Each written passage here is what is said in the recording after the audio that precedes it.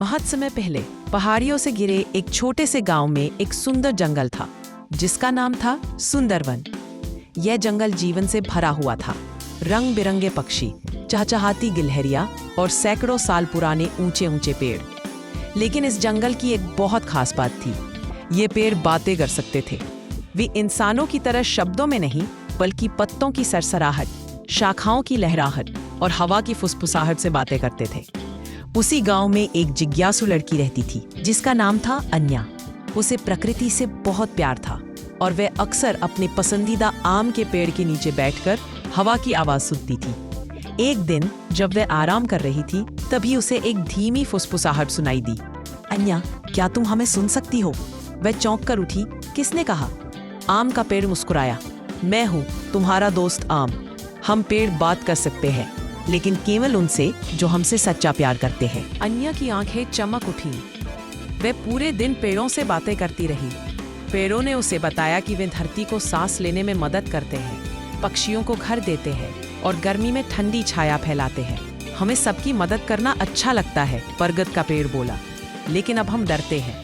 नदी के पास बहुत सारे पेड़ काट दिए गए हैं और जमीन सूखने लगी है। अन्या का दिल दुखी हो गया। शाम को वह घर भागी और गांव वालों को सब बताया, लेकिन किसी ने विश्वास नहीं किया। पेड़ बोलते हैं, सब हंसने लगे। फिर भी अन्या ने हार नहीं मानी। उसने अपने दोस्तों को बुलाया और कहा, भले ही तुम उनकी आवाज ना सुनो, लेकिन हम उनकी मदद कर सकते हैं। सब मिलकर उन्होंने जंगल की सफाई की, छोटे पौधों को पानी दिया और नदी किनारे नए पेड़ लगाए। धीरे धीरे जंगल फिर से हरा भरा हो गया। पत्तियां चमकने लगी, नदी बहने लगी और पक्षियों ने फिर से घोंसले बना लिए। एक सुबह जब अन्या जंगल में घूम रही थी, पेड़ खुशी से फुसफुसाए, धन्यवाद अन्या, तुमने हमारा घर बचा लिया। हवा उनके शब्दों को उसके चारों ओर एक मीठे आलिंगन की तरह ले आई। साल बीतते गए और अन्या बड़ी हो गई। गांव वालों ने देखा कि कैसे उसकी पेड़ों के प्रति प्रेम ने उनके गांव को फिर से जीवंत बना दिया। उन्होंने उसके नाम पर एक छोटा सा बगीचा बनाया।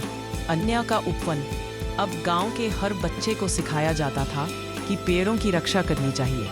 कहते हैं, आज भी जब कोई उस जंगल से गुजरता है तो पेड़ों की पत्तियां फुसफुसाकर उसका नाम लेती हैं। अगर तुम भी ध्यान से सुनो तो शायद तुम्हें भी वो आवाज सुनाई दे। कहानी का संदेश, पेड़ हमारे सच्चे मित्र हैं। जब हम उनकी देखभाल करते हैं तो वे भी हमें जीवन देते हैं।